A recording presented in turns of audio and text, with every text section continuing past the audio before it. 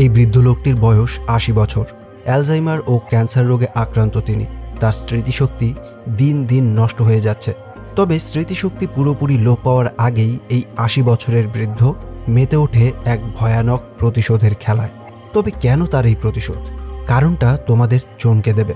শুধু তাই নয়, এই গল্পের শেষে সবচেয়ে বড় যে টুইস্টটা আসবে, তোমরা কল্পনাও করতে পারবে না যে কেন সেই প্রতিশোধের খেলায় মেতে উঠেছে। এই ৮০ বছর বয়সের বৃদ্ধটি পারবে কি তার সেই প্রতিশোধকে সম্পূর্ণ করতে? বলছিলাম ২০২২ সালে মুক্তিপ্রাপ্ত কোরিয়ান অ্যাকশন থ্রিলার মুভি রিমেম্বারের কথা। তো হ্যালো ফ্রেন্ডস, ওয়েলকাম টু ওর গপ্প। মুভি শুরু হয় একটি চমৎকার লাল গাড়িকে দেখিয়ে। এই গাড়িটিকে অন্য কোনো এক গাড়ি ফলো করছিল। কিছুক্ষণ পর সেই লাল গাড়িটি তার নিয়ন্ত্রণ হারিয়ে অ্যাক্সিডেন্ট করে ফেলে। গাড়িটি থেকে বের হয়ে আসে ৮০ বছরের একজন বৃদ্ধ লোক। এই লোকটির নাম পিলজু। পিলজু অনেকটাই আহত, তার শরীর থেকে রক্ত ঝরতে শুরু করেছে। পিলজু তার গাড়িটিকে দেখে সে নিজেই চিনতে পারে না। রক্তাক্ত হাত দেখে বুঝতে পারে না কি হয়েছে। এমনকি সে তার হাতে একটা বন্দুকও দেখতে পায়। পিলজুর মনে অসংখ্য প্রশ্ন উঠে এসেছে। সে এখানে কি করছে? কার গাড়ি এটা? তার হাতে এই বন্দুকটাই বা এলো কোথা থেকে? এরপরেই শুরু হয় সেই ফ্ল্যাশব্যাক। পিলজু একটি রেস্টুরেন্টে কাজ করে, তবে রেস্টুরেন্টে কাজ করতে এসে সে বেশিরভাগ সময়টাই ঘুমিয়ে আছে। একটি ইয়াং ছেলে যার নাম জেসন, সে এসে পিলজুকে ঘুম থেকে জাগিয়ে তোলে। পিলজু জেসনের দিকে তাকিয়েই থাকে। জেসন বুঝতে পারে পিলজু তাকে চিনতে পারছে না। আসলে সে অ্যালজাইমার ডিজিজে ভুগছে। হঠাৎই অনেক কিছু মনে করতে পারে না সে। জেসন নিজের পরিচয় দিলে পিলজু বলে, আমি তোমাকে চিনতে পেরেছি। সে তখন জেসনের দিকে হাত বাড়িয়ে দেয়। তারা দুজন হ্যান্ডশেক করে। জেসন পিলজুকে সান্তা ক্লজের ড্রেস দিয়ে বাইরে আসতে বলে। পিলজু এই রেস্টুরেন্টে পার্ট টাইম জব করে। এক সপ্তাহ পরেই সে তার জব ছেড়ে দেবে, কারণ পিলজু বয়সের কারণে এখন আর কিছু করতে পারছে না। সে সান্টা ক্লজ সেজে এসে সব বাইকে এন্টারটেইন করে। কিছুক্ষণ পর জেসন একটা কাস্টমারের জন্য খাবার নিয়ে আসে। জেসন এই রেস্টুরেন্টে ওয়েটারের কাজ করে। কাস্টমারটি জেসনকে খাবারের বিল দিতে চাইছিল না। এতে জেসন রেগে যায় এবং কাস্টমারের সাথে তর্কে জড়িয়ে পড়ে। তখনই সেই রেস্টুরেন্টের ম্যানেজার এসে উল্টে জেসনকেই সেই বিলটা পে করতে বলে। জেসনের প্রচণ্ড রাগ হয়। পিলজু এসে বলে, যখন আমি ভিয়েতনামে ছিলাম তখন আমি ভিয়েতকংদের বিরুদ্ধে লড়ছিলাম। আমি এমন কিছু প্ল্যান করতাম যার সম্পর্কে কেউ কিছু জানতেই পারত না। এরপরেই পিলজু তার আসল গেমটা খেলে। সে ওয়াশরুমে ওই কাস্টমারের পাশে গিয়েই দাঁড়ায়। এরপর সে নিজের ওয়ালেটটিকে ইচ্ছে করেই সেখানে রেখে আসে। কাস্টমারটি ওয়ালেটটি দেখে পকেটে ঢুকিয়ে নেয়। কিছুক্ষণ পর পিলজু লোকটিকে এসে বলে, আপনি কি আমার ওয়ালেটটি দেখেছেন? লোকটি অস্বীকার করে। পিলজু বলে, কিন্তু আপনি ওয়াশরুম যাওয়ার পর আর কেউ সেখানে যায়নি। পিলজু লোকটির হাত শক্ত করে ধরে পকেট থেকে ওয়ালেটটিকে বের করে নেয়। পিলজু ওয়ালেট থেকে টাকা গুনে বলে তাতে $40 কম রয়েছে। আসলে এই $40ই জেসনকে পে করতে হয়েছিল রেস্টুরেন্টে। লোকটি বলে, আমি টাকাগুলো ছুঁয়েও দেখিনি। পিলজু তখন বলে, আমি এখনই পুলিশ কল করব। লোকটি ভয় পেয়ে তাকে $40 দিতে বাধ্য হয়ে যায়। পিলজু এই $40 জেসনকে ফিরিয়ে দেয়। জেসনও খুবই খুশি হয়, আর পিলজুর এতটা বুদ্ধি খাটানো দেখে ইমপ্রেসও হয়ে যায়। তখনই পিলজুর মেয়ে কল করে তাকে হসপিটালে আসতে বলে। সে কথা বলে জানতে পারে কিছুক্ষণ আগেই তার ওয়াইফ মারা গেছে। সে হাসপাতালে তার ওয়াইফকে দেখতে আসে। তার ওয়াইফের হাত শেষবারের মতন ধরে বলে, তুমি তোমার সেরাটা দিয়েছ, আমাদের সন্তানদের বড় করেছ, আর আমিও খুব শীঘ্রই তোমার কাছে চলে আসছি। পরের দিন ফিউনারেলে একজন লোক এসে পিলজুর কাছে জানতে চায় তিনি কি এই ফ্রাইডেতে সংবর্ধনা ইভেন্টে আসবেন। পিলজু বলে, আমাকে আসতেই হবে, এটা আমার জন্য খুব বেশি গুরুত্বপূর্ণ। তার কিছুক্ষণ পরই পিলজুর ডক্টর এসে জানতে চায় সে কেন হাসপাতালে আসছে না। এরপর সেই ডক্টর তাকে একটা পেন রিমুভার ট্যাবলেট দেয়। ডক্টর বলে, তুমি কি সত্যি এখন নিজের প্ল্যানে ফোকাস করবে? পিলজু বলে, আমার সন্তানদের এখন নিজস্ব পরিবার হয়েছে, আমার ওয়াইফ স্বর্গবাসী হয়েছেন, আমি আমার জীবনের সমস্ত দায়িত্ব, সমস্ত কর্তব্য সম্পূর্ণ করেছি। এখন আমার জীবনে শুধু একটা কাজই অসম্পূর্ণ রয়েছে, আর আমি সেই কাজটি সম্পূর্ণ করার জন্যই নিজের প্ল্যানে ফোকাস করব। পিলজু তার বাড়ি ফিরে আসে। বাড়ির দেয়ালে তার সমস্ত রুটিন দেখতে পায়। এরপরই সে বাড়ির স্টোর রুমে আসে, যেখানে সে কয়েকজন লোকের একটা লিস্ট করে রেখেছে। এই লোকগুলোই তার টার্গেট লিস্টে রয়েছে। আর পিলজু এই অসম্পূর্ণ কাজটির কথাই তার ডক্টরকে বলছিল। সে এরপর একটি ক্যামেরাতে তার কিছু কথা রেকর্ড করে। সে রেকর্ডে বলে, আমি ক্যান্সার এবং অ্যালজাইমার ডিজিজে ভুগছি, আমি কিছু কথা বলতে চাচ্ছি। দ্বিতীয় বিশ্বযুদ্ধে কোরিয়া যখন জাপানের দখলে ছিল তখন আমার বাবাকে ফাঁসানো হয়েছিল, এমনকি তাকে অ্যারেস্ট করে নিয়ে টর্চারও করা হয়েছে। আর তারপরেই আমার বাবা মারা যান। আমার মা এই ঘটনার পর পাগল হয়ে যান। আমার ভাইকে তারই এক ফ্রেন্ড ধোঁকা দেয় এবং তাকে ফোর্স করা হয় হিলস মাইনে কাজ করার জন্য, আর সেখানেই সে তার জীবনটা হারায়। সর্বশেষ আমার বোনও সুইসাইড করে ফেলে।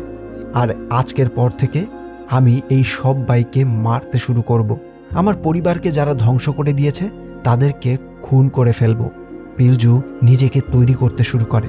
সে একটি গান নিয়ে বারবার প্র্যাকটিস করতে থাকে আর বলে, আমি বহু বছর ধরে এটাকে প্ল্যান করে আসছি, আমাকে এই কাজটা সম্পূর্ণ করতেই হবে। পরের দিন পিলজু রেস্টুরেন্টে জেসনের সাথে দেখা করতে আসে। সে জেসনকে বলে, আমার তোমার হেল্প লাগবে, আমি কিছু জায়গায় যেতে চাই, তুমি কি আমাকে ড্রাইভ করে সেখানে নিয়ে যাবে? আমার ড্রাইভিং লাইসেন্সটা ফিরিয়ে নেওয়া হয়েছে, তাছাড়া আমি এখন ড্রাইভ করার মতন অবস্থাতেও নেই। জেসন প্রথমে রাজি না হলেও এই দারুণ লাল রঙের গাড়িটি দেখে সে খুবই খুশি। এত সুন্দর গাড়ি সে ড্রাইভ করবে বিশ্বাসই হচ্ছিল না তার। পিলজু জেসনকে বলে গংনং মেডিকেলে নিয়ে যেতে। ড্রাইভ করার সময় জেসন তাকে মেডিসিন নিতে দেখে। সে পিলজুর ফিঙ্গারে ট্যাটুও দেখতে পায়। পিলজু বলে, এই নামগুলোর সাথেই আমার দেখা করতে হবে। হাসপাতালে পৌঁছে পিলজু জেসনকে তার গাড়িতেই অপেক্ষা করতে বলে, আর সাথে এটাও বলে দেয় যতই লেট হোক না কেন সে যেন তাকে কল না করে। এরপরই পিলজু হাসপাতালে প্রবেশ করে, আর হাসপাতালে ঢুকেই সেখানকার নকশাটা সে খুব ভালো মতো করে দেখে নেয়। যেদিকে সিসি ক্যামেরা নেই পিলজু সেই দিকটাতে গিয়েই বসে থাকে। তবে সেখানে বসার পরই আবার তার সেই অ্যালজাইমার রোগের জন্য সে সবকিছু ভুলতে শুরু করে। সে এটাও ভুলে যায় সেখানে কেন এসেছে, আর এই জন্যই সে সারাটা দিন জুড়ে সেই হাসপাতালের কোণাতেই বসে থাকে। অপেক্ষা করতে করতে রাত হয়ে যায়। হাসপাতালের সব স্টাফরা সেখান থেকে চলেও যায়। কিছুক্ষণ পর পিলজু বেকজিনের কেবিন থেকে তার ওয়াইফ মিস জাংকেও চলে যেতে দেখে, আর তখনই তার মনে পড়ে সে এখানে কেন এসেছে। সে তার কাজটা করতেই যাবে, তবে তখনই জেসন সেখানে চলে আসে। সে তাকে এসে বলে, তুমি কি এখনো তোমার ফ্রেন্ডের সাথে দেখা করনি? আমি তখন থেকে তোমার জন্য অপেক্ষা করে যাচ্ছি। পিলজু বলে, তুমি কেন এখানে আসলে? আমি তোমাকে অপেক্ষা করতে বলেছিলাম, তুমি এখনই বাড়ি চলে যাও, আমার দেরি হবে, আমার জন্য অপেক্ষা করো না। এই বলেই পিলজু তার প্রথম টার্গেটের কেবিনে প্রবেশ করে, আর জেসন তার কথা মতো বাড়ি ফিরে যায়। তবে হাসপাতাল থেকে যাওয়ার সময়ই একজন স্টাফ তাকে সেখান থেকে বের হতে দেখে। এদিকে পিলজু ঘুমন্ত অবস্থায় থাকা বেকজিনের হাত পা বেঁধে ফেলে। ঘুম থেকে উঠে বেকজিন পিলজুকে দেখে ঘাবড়ে যায়। সে পিলজুর পরিচয় জানতে চায়। পিলজু বলে, আমি সেই কৃষকের সন্তান যাকে তুমি ফাঁসিয়ে জেলে ঢুকিয়েছিলে। আমার বাবা একজন সম্মানিত ব্যক্তি ছিলেন, তুমি আমার চোখের সামনে আমার বাবার থেকে সবকিছু কেড়ে নিয়েছিলে। বেকজিন, তোমার মৃত্যুর সময় চলে এসেছে। এই বলেই সে বালিশ দিয়ে ঢেকে বেকজিনকে শুট করে, আর এইভাবেই সে তাকে মেরে ফেলে। পরের দিন পুলিশ ইনভেস্টিগেট করতে হাসপাতালে আসে। পুলিশ অফিসার ক্যাং ইনভেস্টিগেট করে জানতে পারে কিলার বন্দুকের নলিতে প্লাস্টিকের বোতল ব্যবহার করেছিল যেন কোনো আওয়াজ না হয়। এরপর সে বুলেট চেক করতে বলে। তখনই ওই স্টাফ ক্যাংকে জানায় সে লবিতে কাল একজন ইয়াং ছেলেকে বেরিয়ে যেতে দেখেছিল। অন্যদিকে জেসন ভিডিও গেম খেলছিল, আর তখনই গ্যাংনাম হাসপাতালের বেকজিনের মার্ডারের নিউজটা সে দেখতে পায়। জেসন এটাও দেখতে পায় পুলিশ একজন ইয়াং ছেলেকে সাসপেক্ট করছে। জেসনের টেনশন হতে থাকে। তখনই পিলজু জেসনকে টেক্সট করে অন্য আরেকটি জায়গায় আসতে বলে। এইবার পিলজুর দ্বিতীয় শিকার হচ্ছে জাপানিজ নাগরিক ইউসুকে। বর্তমানে ইউসুকে একজন রাইটার, বিভিন্ন জায়গায় মোটিভেশনাল স্পিচ দিয়ে থাকেন তিনি। পিলজু জেসনকে ইউসুকের কার ফলো করতে বলে। জেসন ফলো করতে করতে ইউসুকের বাড়ির গেটে আসে। তখন জেসন বলে, তুমি কি নিউজে দেখেছো হাসপাতালের চেয়ারম্যান মিস্টার বেকজিনের মার্ডার হয়েছে? পুলিশ একজন ইয়াং ছেলেকে সাসপেক্ট করছে। কেন জানি না আমার ভয় হচ্ছে। পিলজু বলে, যা কিছু হয়ে যাক গাড়ি থেকে নামবে না। এই বলেই সে তার দ্বিতীয় শিকার ইউসুকে মার্ডার করতে আসে। ইউসুকে কিছু বুঝতে পারে না কেন একজন বৃদ্ধ মানুষ তাকে মারতে এসেছে। তখন পিলজু তার ভাইয়ের নামটা বলতেই ইউসুকে সব মনে করতে পারে। এরপরে পিলজু তার বন্দুক বের করে শুট করবে, কিন্তু বুলেট প্লাস্টিকের বোতলে আটকে যায়। তার প্ল্যান ফেল হওয়ার সাথে সাথে ইউসুকে পালানোর চেষ্টা করে, তবে তখনই পিলজু এবং ইউসুকের মধ্যে অনেক হাতাহাতি হয়।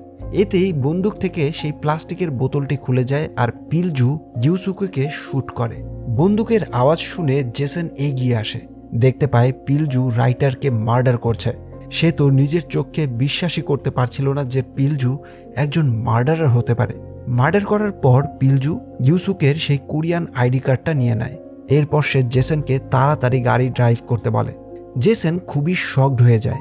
অন্যদিকে পরের দিন পুলিশ ইনভেস্টিগেট করতে ইউসুকের বাড়িতেও আসে। তখন ফরেন্সিক রিপোর্ট থেকে ক্যাং জানতে পারে বেকজেনকে যে বন্দুক দিয়ে শুট করা হয়েছে সেটা কোয়ান্তুং আর্মিরা ব্যবহার করত। ক্যাং তখন ইউসুকের বাড়িতে একটা ফটো দেখতে পায়। ইউসুকের পাশে বেকজেন সহ আরও 2 জন লোক ছিল। ক্যাংয়ের সন্দেহ হয় হয়তো এই 2 জন লোক কিলারের নেক্সট টার্গেট। নিউজে পিলজু আবারও দেখতে পায় পুলিশরা লম্বা ইয়াং কোনো ছেলেকে সন্দেহ করছে। সে জেসনকে বলে, আমি এই জন্যই তোমাকে সেদিন হাসপাতালে প্রবেশ করতে নিষেধ করেছিলাম, তবে তুমি টেনশন করো না, তারা তোমাকে আইডেন্টিফাই করতে পারবে না। জেসন বলে, তবুও তারা আমাকে খুঁজে বের করবে, আমার সাথে এখনই পুলিশ স্টেশনে চলো। পিলজু বলে, আমি আমার কাজ সম্পন্ন করার পর নিজেই আত্মসমর্পণ করব। জেসন তাকে পুলিশের ধমকি দিলে পিলজু বলে, তোমার কথা কেউ বিশ্বাস করবে না যে একজন 80 বছরের বৃদ্ধ কারো সাহায্য ছাড়া 2টো মার্ডার করতে পারে। আমার সাথে তোমারও নাম জুড়ে যাবে। জেসন রেগে যায়। তখনই তার বাড়িতে কয়েকজন লোক আসে। জেসন এই লোকগুলোর কাছ থেকে টাকা ধার নিয়েছিল, আর তারা এখন তাদের টাকা চাইতে এসেছে। লোকগুলো বাড়ির ভেতরের জিনিসপত্র ভাঙচুর করতে থাকে। তখন পিলজু সোজা নিচে নেমে আসে আর ওই লোকগুলোর গাড়িটির গ্লাস ভাঙতে শুরু করে। একজন এসে বাধা দিলে পিলজু তাকে টাকা দিয়ে বলে, এই টাকাগুলো গাড়ির কাজ ঠিক করার জন্য যথেষ্ট, আর আমি 1 সপ্তাহের মধ্যে তোমাদের সমস্ত টাকা পরিশোধ করে দেব। লোকগুলো পিলজুর কথা শুনে সেখান থেকে চলে যায়, আর এরপর সে জেসনকে কার চালিয়ে আরেকটি জায়গায় নিয়ে যেতে বলে। তখন জেসন গাড়ি চালিয়ে পুলিশ স্টেশনে নিয়ে আসে। পিলজু নিজের দিকে গান পয়েন্ট করে বলে, যদি তুমি ভিতরে যাও তাহলে তুমি 3 জন সিনিয়র সিটিজেনদের মার্ডার করার জন্য দায়ী হবে। জেসন বলে, তুমি তোমার কলিগকে ব্ল্যাকমেল করছো?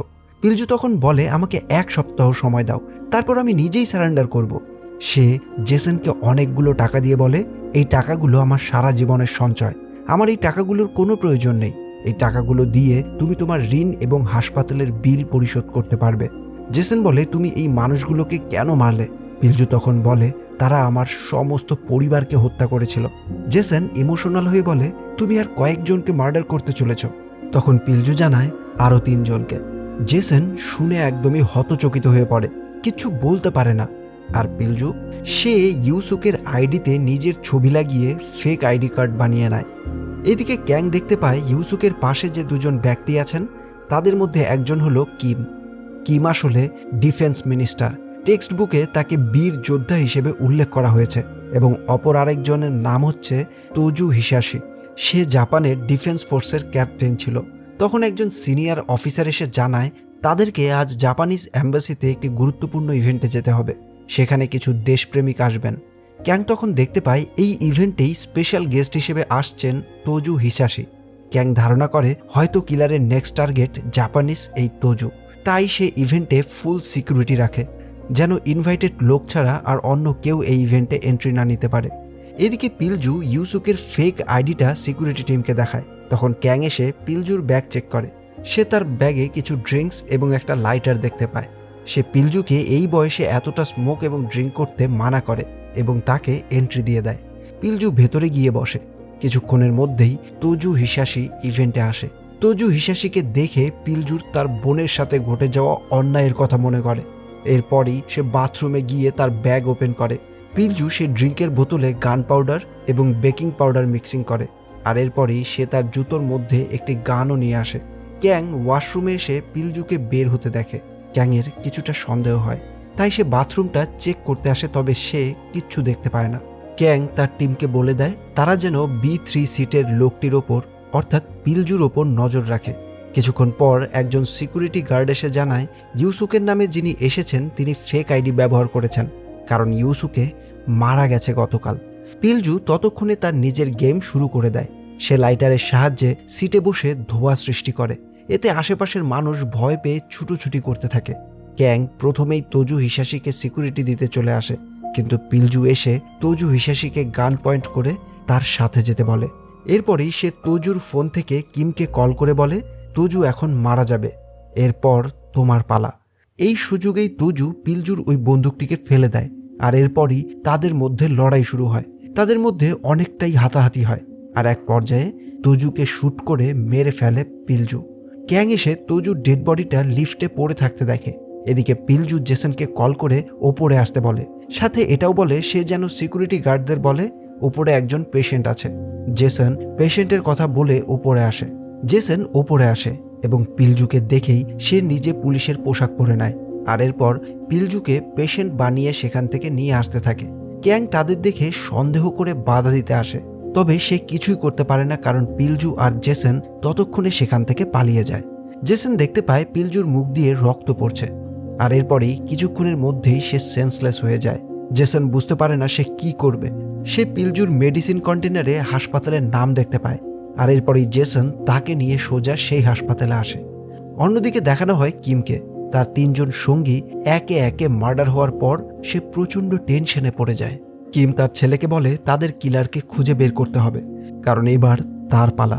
কিম তার সিকিউরিটির জন্য 2 জন বডিগার্ডও হায়ার করেছে। অন্যদিকে ট্রিটমেন্টের পর পিলজুর সেন্স ফিরে আসে, আর জ্ঞান ফিরে আসতেই সে ডাক্তারকে বলে তার চলে যাওয়ার পর সে যেন জেসনের খেয়াল রাখে। জেসন বলে আমরা যা করছি সেটা ভুল, আমি এসবের মধ্যে থাকতে চাই না। তখন পিলজু বলে আমাকে শেষবারের মতো একটা হেল্প করো। পিলজু জেসনকে একটা ভিডিও রেকর্ড করে দিতে বলে। পিলজু তার রেকর্ডে বলে আমি বেকজিন, ইউসুকে এবং তোজু হিসাশিকে মার্ডার করেছি, আর আমার পরবর্তী টার্গেট হচ্ছে former army chief general Kim. Korean যুদ্ধে যাকে সবাই দেশপ্রেমিক হিসেবে চেনে সেই কিম। কিম সম্পত্তি এবং সম্মানের নেশায় যুদ্ধের সময় জাপানিজদের সাথে হাত মিলিয়েছিল, অসংখ্য কোরিয়ানদের মৃত্যুদণ্ড দিয়েছিল। সে আমার পরিবারকেও হত্যা করেছে। নিজের দেশের মানুষের সাথে এত অন্যায় করার পরেও সে কখনো উপযুক্ত শাস্তি পায়নি। সে একজন দেশদ্রোহী। সে অন্যের রক্তের বিনিময়ে মেডেল পড়ে থাকে। তার সম্মান, তার সম্পত্তি, তার সব কিছুই অন্যের কান্নার বিনিময়ে পেয়েছে। আমি কিমকে হত্যা করেই আমার রিভেঞ্জের সমাপ্তি ঘটাবো। এই সমস্ত কিছুই সে ওই ভিডিওতে রেকর্ড করে রাখে। পরের দিন সকালে কিম ক্যাংকে কল করে তার বাড়িতে আসতে বলে। ডিটেকটিভ ক্যাং কিমের কাছে কিছু কোশ্চেন রাখে, যেমন বেকজিন, ইউসুকে, তোজু হিসাশি তারা 3 জনই জাপানিজ অ্যাডভাইজার ছিলেন, আর আপনি কোরিয়ান অ্যাডভাইজার।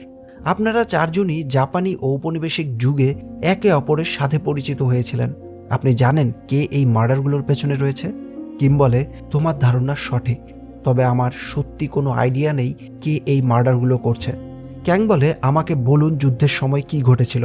কিম তখন বলে যুদ্ধের সময় কোরিয়ানরা অনেক দরিদ্র ছিল, আমরা পাওয়ারলেস ছিলাম, সবাই সারভাইভ করতে চেয়েছিল।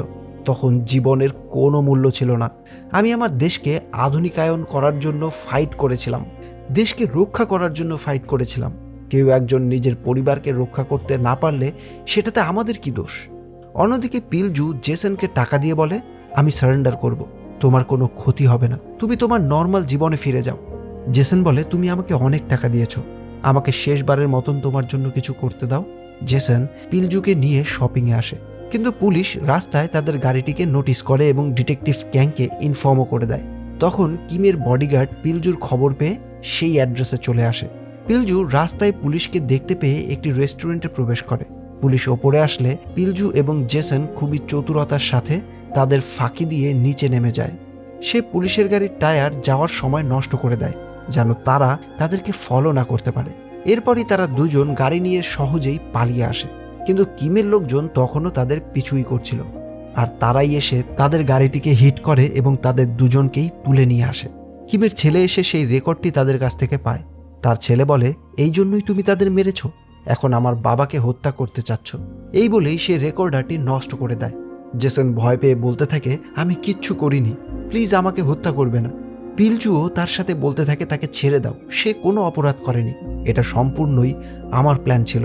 কিন্তু কিমের ছেলে তার লোকেদের আদেশ দেয় যেন 2 জনকেই মেরে ফেলা হয়। তখনই জেসন বলে আমার কাছে রেকর্ডারের একটি কপি রয়েছে, আমি এমন একজনের কাছে সেটাকে রেখে এসেছি, যদি আমাকে ছেড়ে না দেন তাহলে রেকর্ডটি মিডিয়া এবং পুলিশের কাছে পাঠানো হবে। এসব শুনেই কিমের ছেলে জেসনকে যেতে দেয় যেন সে রেকর্ডারটি নিয়ে পিলজুকে ছাড়াতে আসে। জেসন কিমের লোকেদের নিয়ে সেই লোকগুলোর কাছে আসে যাদের কাছ থেকে সে টাকা ধার নিয়েছিল, আর সে ওই লোকেদেরকে বলে ওই বৃদ্ধ লোক তোমাদের যেটা দিয়েছিল সেটা এই লোকদের ফিরিয়ে দাও। কিমের লোকগুলো তাদেরকে বলতে থাকে সেই জিনিসটা ফিরিয়ে দিতে, তবে তারা মনে করে হয়তো তারা পিলজুর দেওয়া ওই টাকাটাই চাইতে এসেছে, আর এই জন্যই তাদের মধ্যে মারাত্মক মারামারি হতে থাকে। 2টো টিম একে অপরকে মারতে শুরু করে। এদিকে পিলজুও অসুস্থ হওয়ার নাটক করে। তখনই তাকে একজন গার্ড চেক করতে আসলে সে লোকটিকে মেরে সেখান থেকে গাড়ি নিয়ে পালিয়ে আসে। এক পর্যায়ে কিমের লোক জানতে পারে জেসন তাদের মিথ্যে বলেছে, এই লোকগুলোর কাছে কোনো কপি নেই। রেগে গিয়ে কিমের লোক জেসনকে মারতে আসে। তখনই অপরপক্ষের লোক কিমের লোকেদেরকে মেরে ফেলে। কিমের ছেলে বলে, তুমি আমাদের বোকা বানিয়েছ। এই বলেই সে জেসনকে মারতে আসে। জেসন নিজেকে রক্ষা করতে কিমের ছেলের সাথে ফাইট করতে থাকে, আর তখনই পিলজু এসে কিমের ছেলেকে শ্যুট করে। কিমের ছেলে মারা যায়। জেসনকে এতটা আহত অবস্থায় দেখে পিলজুর গিল্ট হয়। সে জেসনকে বলে, আমার একদমই উচিত হয়নি তোমাকে এসবের মধ্যে জড়ানো, সবকিছুর জন্যই তোমাকে ধন্যবাদ। এই বলেই পিলজু জেসনকে টাকাগুলো দিয়ে সেখান থেকে চলে আসে। পিলজু একা একাই গাড়ি ড্রাইভ করতে থাকে। মাঝ রাস্তায় সে খুবই অসুস্থ হয়ে পড়ে, আর গাড়ি কন্ট্রোল করতে না পেরেই তার ওই অ্যাক্সিডেন্ট হয়ে যায়। এই দৃশ্যটাই আমরা মুভির একেবারে শুরুতে দেখেছিলাম। গাড়ি থেকে নেমে পিলজু একা একাই হাঁটতে থাকে। তখন দুজন কাপল পিলজুকে তাদের গাড়িতে করে লিফট দেয়, আর পুলিশ অফিসার ক্যাং ক্রাইম স্পটে এসে জেসনকে দেখতে পায়, আর সে জেসনের সাথে কথা বলতে আসে। পরদিন সকালেই কিমকে সংবর্ধনা দেওয়ার অনুষ্ঠান রয়েছে, তার স্ট্যাচু বানানো হয়েছে, আর সেই অনুষ্ঠানেই পিলজু তার আর্মি ইউনিফর্ম পরে সেখানে আসে। এই অনুষ্ঠানে রিটায়ার্ড সিনিয়র আর্মি অফিসারদেরকে সংবর্ধনা দেওয়া হবে। কিম সেই সংবর্ধনা অনুষ্ঠানে বক্তৃতা দিতে শুরু করে। সে সবাইকে জানানোর চেষ্টা করে 1942 থেকে 1945 সালে যুদ্ধের সময় দেশকে স্বাধীন করার পেছনে তার অবদান কতখানি ছিল, কত কত সৈন্যের রক্তের বিনিময়ে তারা আজ স্বাধীন হতে পেরেছে। নতুন জেনারেশন যেন ভুলে না যায় তাদের এই স্যাক্রিফাইসের কথা, তাদের লড়াইয়ের কথা। আর এরপরই সংবর্ধনা নেওয়ার জন্য পিলজুকে স্টেজে ডাকা হয়। পিলজু সংবর্ধনা নিতে সবার সামনে স্টেজে এগিয়ে আসে। একজন গার্ড এসে পিলজুকে সিটে বসতে বলেন, কিন্তু পিলজু তার ইউনিফর্মের নেম ট্যাগটা দেখালে লোকটি তাকে সেখানে যেতে দেয়। পিলজু স্টেজে গিয়েই কিমকে গান পয়েন্ট করে। কিম বলে, কে তুমি? পিলজু শুধু তার বোনের নাম বলে, আর এই নামটি শুনতেই কিম বুঝে যায় পিলজু এখানে কেন এসেছে। সে বলে, তোমার কি মনে হয় আমি মৃত্যুকে ভয় পাই? পিলজু তখনই কিমের নাতনির দিকে গান পয়েন্ট করে এবং কিমকে বলে, সবাইকেই বলো তুমি আমার বোনের সাথে ঠিক কি করেছিলে, তাহলেই আমি তোমার নাতনিকে ছেড়ে দেব। কিম পিলজুকে বলে ইউসুকে তাকে বলেছিল তারা যেন গ্রামের সকল মেয়েদের যুদ্ধে কমফোর্ট ওমেন হিসেবে পাঠায়। এই কমফোর্ট ওমেন আর কিছু না, বরঞ্চ যুদ্ধে যে সৈন্যরা লড়াই করবে তাদের শারীরিক চাহিদা মেটানোর উপায়। কিন্তু আমি জানতাম এই কথা শুনলে কেউ যেতে রাজি হবে না, তাই আমি সবাইকে মিথ্যে বলেছিলাম যে আমরা তাদের জাপানে চাকরির জন্য পাঠাচ্ছি। আর সেই ফাঁদে প্রথমেই ফেসেছিল তোমার বোন ওকেসান। এরপরেই পিলজু বলে ওঠে, সে শুধু আমার বোন ওকেসান ছিল না, সে ছিল তোমার ফিয়ন্সে। মানুষ তাকে বলেছিল সে যেন তোমাকে ভরসা না করে, তারপরেও সে তোমাকে ভরসা করেছিল, কারণ সে তোমাকে ভালোবেসেছিল। তোমার সাথে তার বিয়ে হওয়ার কথা ছিল। কিম বলে, কারো স্যাক্রিফাইস ছাড়া আমরা সার্ভাইভ করতে পারতাম না, সেটা তুমিও জানো। পিলজু বলে, তোমার যদি এতটাই কনফিডেন্স থাকে নিজের উপর, তাহলে তুমি সবার থেকে লুকালে কেন? তোমাকে বীর যোদ্ধা হিসেবে দেখা হচ্ছে, আজ তুমি সবাইকে বলবে তুমি আসলে কে। কিম স্পিকারে সবকিছু বলতে বাধ্য হয়। কিম বলে, আমি জাপানিজ এমপিতে অ্যাসিস্ট্যান্ট হয়ে কাজ করতাম। আমি যুবকদেরকে উৎসাহিত করেছিলাম যেন যুদ্ধে তারা জাপানিজ আর্মি হয়ে যুদ্ধ করে, এবং মেয়েদেরকে মিথ্যে কথা বলে তাদেরকে কমফোর্ট ওমেন বানিয়েছিলাম। যেই সব মেয়েদের সাথে জাপানিজ সৈন্যরা দিনের পর দিন শারীরিক অত্যাচার করে গেছে, তাদেরকে মোলেস্ট করে গেছে, তাদের রেপ করে গেছে। এইসব কথা শুনেই সেখানে উপস্থিত সবাই অবাক হয়ে যায়। কিম তারপর পিলজুকে প্রাউডলি বলে, আমি সঠিক ছিলাম, আমার কারণেই তুমি সার্ভাইভ করেছিলে, তুমি নিজেও আমার থেকে ব্যতিক্রম নও। পিলজু বলে, তোমার সাথে নরকে দেখা হচ্ছে। এই বলেই সে কিমকে শ্যুট করে। পুলিশ পিলজুকে সারেন্ডার করতে বলে। জেসন ক্যাংকে জানায় পিলজুর আরও একটা মার্ডার করা বাকি রয়েছে। ক্যাং বলে, কি বলছো তুমি? তার লাস্ট টার্গেট কে হতে পারে? তখনই জেসনের কিছু একটা মনে পড়ে। সে ক্যাংকে বলে, আপনি তাড়াতাড়ি ড্রাইভ করুন, আমি জানি পিলজুর লাস্ট টার্গেটটা কে। তখনই দেখানো হয় পিলজু নিজেই নিজেকে গান পয়েন্ট করে আছে। এরপরেই ফ্ল্যাশব্যাকে দেখানো হয় আর্মি ক্যাম্পে ওকেসানের সাথে এত কিছু হওয়ার পর, তার এতটা যৌন হেনস্থা হওয়ার পর তাকে গ্রামে পাঠানো হয়েছে। এত কিছুর পরেও ওকেসান নিজেকে সামলে নিয়েছিল। তবে এর কিছুদিন পর পিলজু সেই জাপানিজ আর্মিদের হয়েই যুদ্ধ করতে তাদের দলে যোগদান দেয়, যেটা ওকেসান কিছুতেই মেনে নিতে পারেনি। সে পিলজুকে বলে, তুমি কি জানো না তারা আমার সাথে কি করেছে? তবুও তুমি তাদের হয়ে কিভাবে লড়বে? তুমিও তাদের ওই ইউনিফর্মটাই পরে আছো যে ইউনিফর্ম পরে তারা আমার সাথে এই সব কিছু করেছে। পিলজু বলে, আমি তোমার মতো একজন ভিকটিম হয়ে বাঁচতে পারবো না, আমার কোনো ইন্টারেস্ট নেই তোমার সাথে কি ঘটেছে এই সব কিছু জানার। এই বলেই পিলজু তার নাম পরিবর্তন করে জাপানিজ নাম রেখে যুদ্ধে চলে যায়।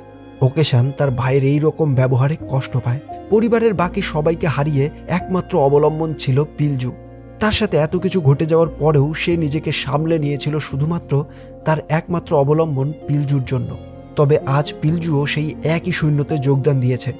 আজ সে নিজেও ওই সৈন্যই হয়ে উঠেছে যেই সৈন্যরা মেয়েদের সাথে এতটা অত্যাচার করে চলেছে, এমনকি তার নিজের বোনের সাথেও এমন অত্যাচার করে গেছে। আর এই সব কিছু ভেবেই ওকেশান নিজের জীবনটা শেষ করে ফেলে। নিজের বোনকে এই অবস্থায় দেখে পিলজু নিজেকে কখনোই ক্ষমা করতে পারেনি। সে তার বোনের পাশে না থেকে জাপানিজ আর্মিদের হয়ে কাজ করেছিল। তাই বেকজিন, ইউসুকে, তোজু, কিমের যতটা অপরাধ ছিল সেই সমান অপরাধ তার নিজেরও ছিল। তখনই জেসন সেখানে আসে। সে পিলজুকে বলে, তুমি এটা করতে পারো না, তাহলে এতদিন তুমি যা করলে এই সব কিছুই বৃথা হয়ে যাবে। তুমি বলেছিলে যারা ক্রাইম করে তাদের পানিশমেন্ট পাওয়া উচিত। যদি তোমার পানিশমেন্ট পেতেই হয় তাহলে সারেন্ডার করো নিজেকে। কাপুরুষের মতো কাজ করো না, কাপুরুষের মতো নিজের জীবনটাকে শেষ করে দিও না।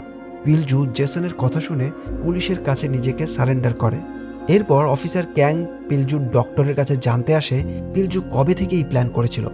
ডক্টর জানায় কোরিয়ার যুদ্ধের পরেই সে এই প্ল্যান করেছিল, কিন্তু সে যখন জানতে পারে তার ওয়াইফ প্রেগনেন্ট, সে তার প্ল্যানটিকে মাটি চাপা দিয়ে দেয়। কারণ সে রিয়েলাইজ করেছিল তার এখন পরিবারের রেসপন্সিবিলিটি রয়েছে। আর সেই দিন থেকেই সে তার এই প্ল্যানটিকে আগলে রেখেছে। নিজের মেয়েকে মানুষ করেছে, তার বিয়ে হয়েছে, তার নিজস্ব সংসার হয়েছে। তার স্ত্রীও তার সারাটা জীবন কাটিয়ে আজ পরলোকে চলে গেছে। তাই পিলজু একজন বাবা হিসেবে, একজন স্বামী হিসেবে তার সমস্ত কর্তব্য পালন করার পরই এই প্ল্যানটাকে আবার নতুন করে শুরু করেছে। এর কিছুদিন পর জেসন কারাগারে পিলজুর সাথে দেখা করতে আসে, কিন্তু পিলজু জেসনকে চিনতে পারে না। জেসন বলে, তুমি কি সত্যিই আমাকে চিনতে পারছো না? আমি জানি তুমি অন্যায় করেছো, কিন্তু তুমি খারাপ নাও।